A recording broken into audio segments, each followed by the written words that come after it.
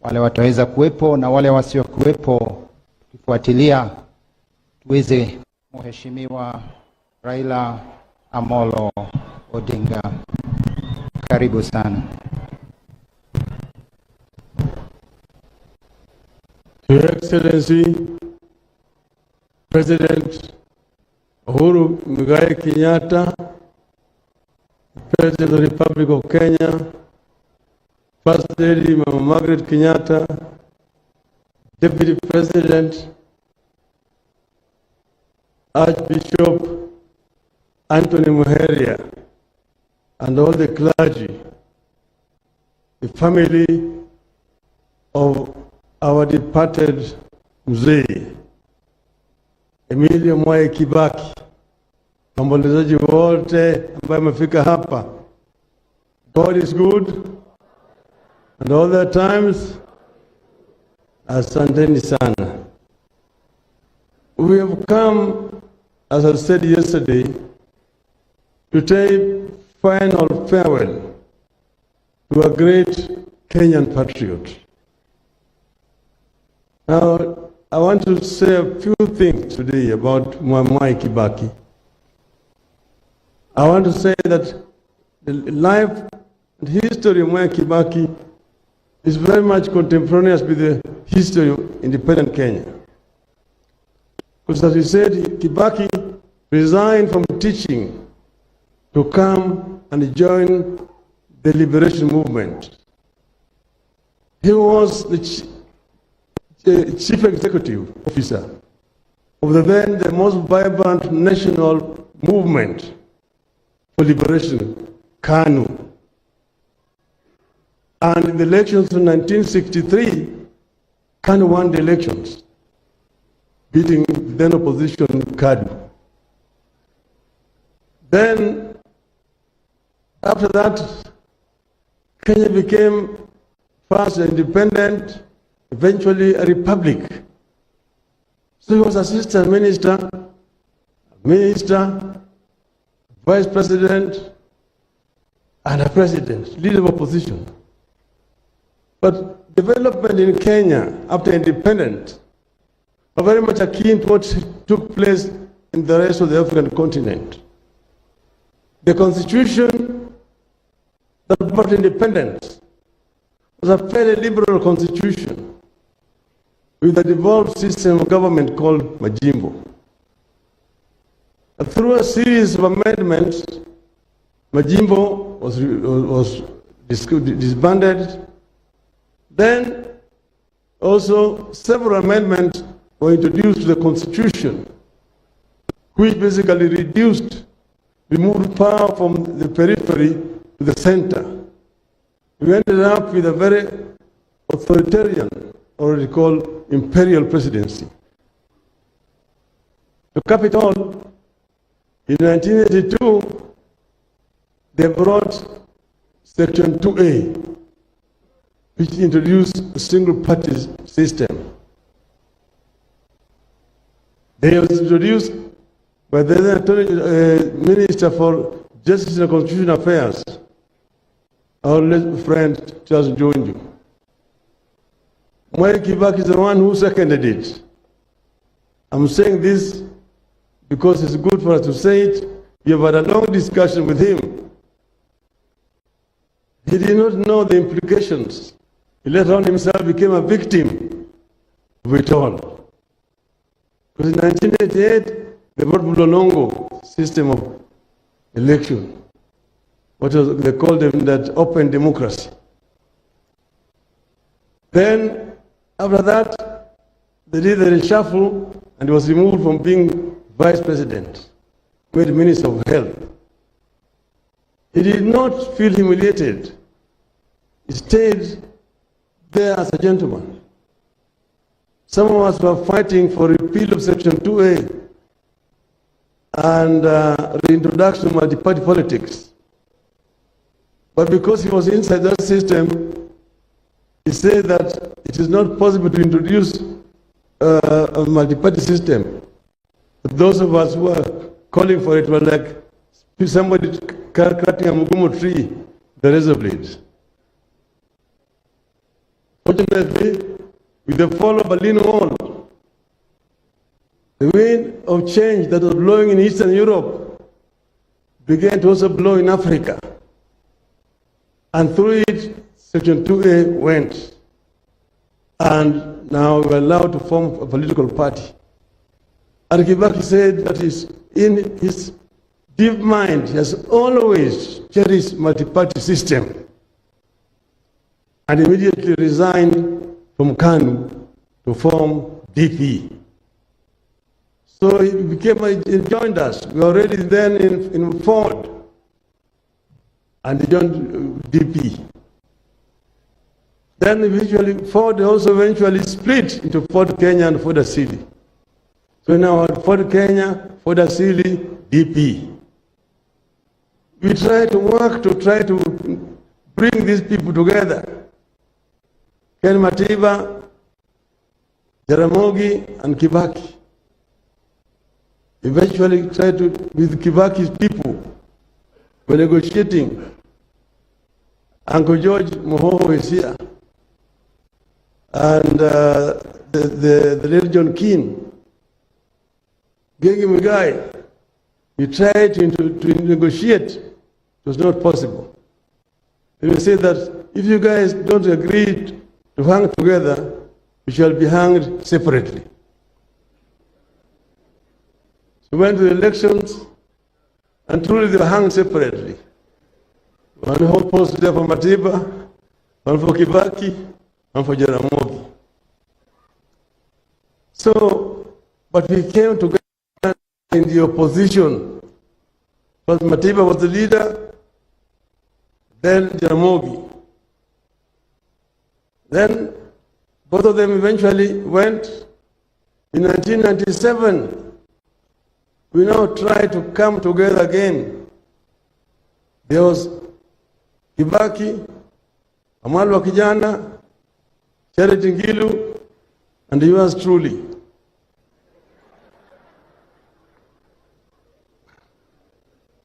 To try to come together. The late Mr. Leakey and Paul Mwite tried to mediate to bring us together. It did not work. And then again, we were hung separately. One for Kibaki, Raila, Amalwa, and Charity. So we stayed together like that. Come 2002, we are coming together again. We were separate. And then we came together to try to talk. And I was emphasizing that this time around, please, let us agree to have one candidate. And the negotiation took too long. The crowd was already in Uhuru Park. It was packed. They are saying, oh, let us go and tell the crowd that, oh, we will come back in 2 weeks' time. Now we have united.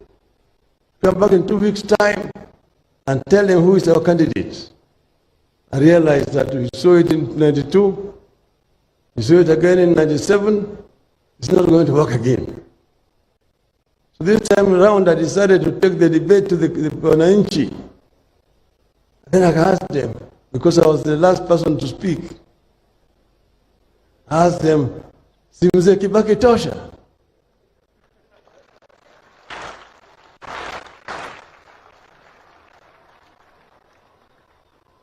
And the crowd roared back, Kibaki tosha, na wakaanza kuimba, yote yawezekana bila Moi.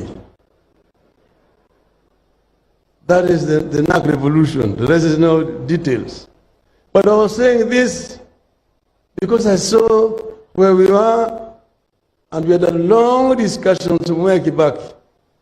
In my view, Mwai Kibaki had the knowledge, the experience that we needed in that period of transition. I got actually hit so hard. By the time I arrived home, my wife had received so many phone calls saying how I had messed up. But I said, there's no going back. We'll move forward together with Mwai Kibaki. So I'm here with my wife Aida there, and my elder brother Dr. Buru. You've come here as the family of Jaramogi. Now we sat down and signed an MOU. That is what we are going to do after we formed the government. This famous or infamous MOU. And when we were negotiating, everybody was very fresh. Kibaki who suggested we need only 3 months. We will have passed that new constitution. Unfortunately, when we left, we started the campaign. And we went for campaign in Kitui. We left around and we slept in the residence of Mr. Musila, for PC. When we left, we went for rallies in Kitui down, came back to Kitui town. We were rushing back now to Nairobi. My car was leading. But then they told me Kibaki was in a rush for another appointment in Nairobi. So I let them pass. So we were following. Then we come toward the junction there, Machakos Junction, and the accident. So from there, we put them in a car, Musila's car, and we were following, coming to Nairobi. We were found in Nairobi Hospital. We arrived at Nairobi Hospital, and the crowd is there.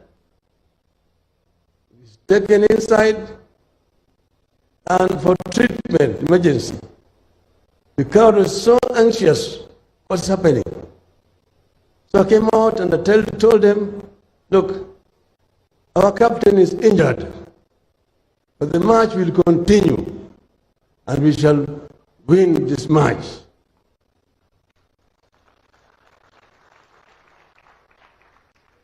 And after that, we evacuated Kibaki to London for treatment. And he came back. He was a very strong man. Where Kibaki, apart from being brilliant, brainy, has also got a very strong physical constitution. Because he has gone through several challenges that I know. Then, after that, when he came back, followed another one. He was now again admitted in Nairobi Hospital. So then now, we are victorious, we won the elections, and what happened is that a group that was around Kibaki, the reason why I've always said this is not Kibaki, there was a clique that was around him, which took charge. And they're the ones who are responsible for what happened, for relegation on the MOU that we had signed. But said, some of our people making noise, oh, this is betrayal and so on. I said, no, this is not Kibaki. Let us stay in the government. Then came the issue of the Katiba. And those who did not want the Katiba that had been drafted. Then you know how it happened, bananas and oranges. And when that happened, then we were thrown out of government. We met again now in the elections. But when we met, then they were in crisis. We negotiated with Mwai Kibaki and eventually agreed that Kenya is bigger than all of us. So we must unite together in the interest of Kenya. We formed a grand coalition government. Kibaki president, yours truly the prime minister. Mudawara should have told you how we ran the government together. Because Francis is somebody who was really responsible for the success of our government. Is this old man called Francis Mudawara.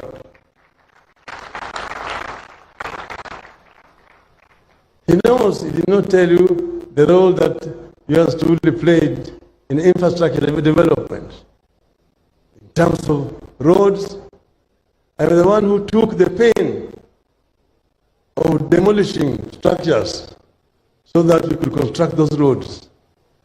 And I was censored in the cabinet, but Kibaki defended me in the cabinet. I said, where we are demolishing structures are structures which are built on road reserves. And those people have already been compensated. So Kibaki has said, kama watu wanajenga kwa barabara, ibomolewe. Ibomolewe. Yes, what do you want us to do? And that is what happened. We sat together and we created what is called the National Economic and Social Council, NESC, as a think tank of the government. And that NESC is what came up with most of these projects. This LabSet, SGR, the Konza, ICT City, special economic zones, all these came about as a result of the discussions in the think tank. What I want to say is that mwai Kibaki is somebody with a clear foresight and is ready to negotiate and also to take in new ideas. And through that, he managed to open the government. So here, we've come today to say goodbye to mwai Kibaki. He was transformative. He came up with progressive ideas and he was able to bring all of us together and create a team that was ready to work for Kenya and say that Kenya first, everybody else is second. And therefore,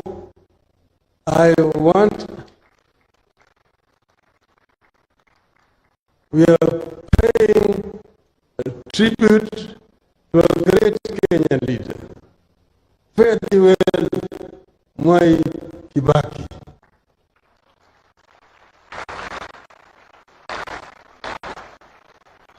In your journey, convey our greetings to Hayati Mzee Jomo Kenyatta, Jaramogi Oginga Odinga, to Thomas Joseph Mboya. Say farewell also to Nyayo when we meet him. Rest in peace. Thank you. Thank you, Right Honorable Raila Amolo Odinga. We thank you very much. At this juncture, allow me also now to invite the Deputy President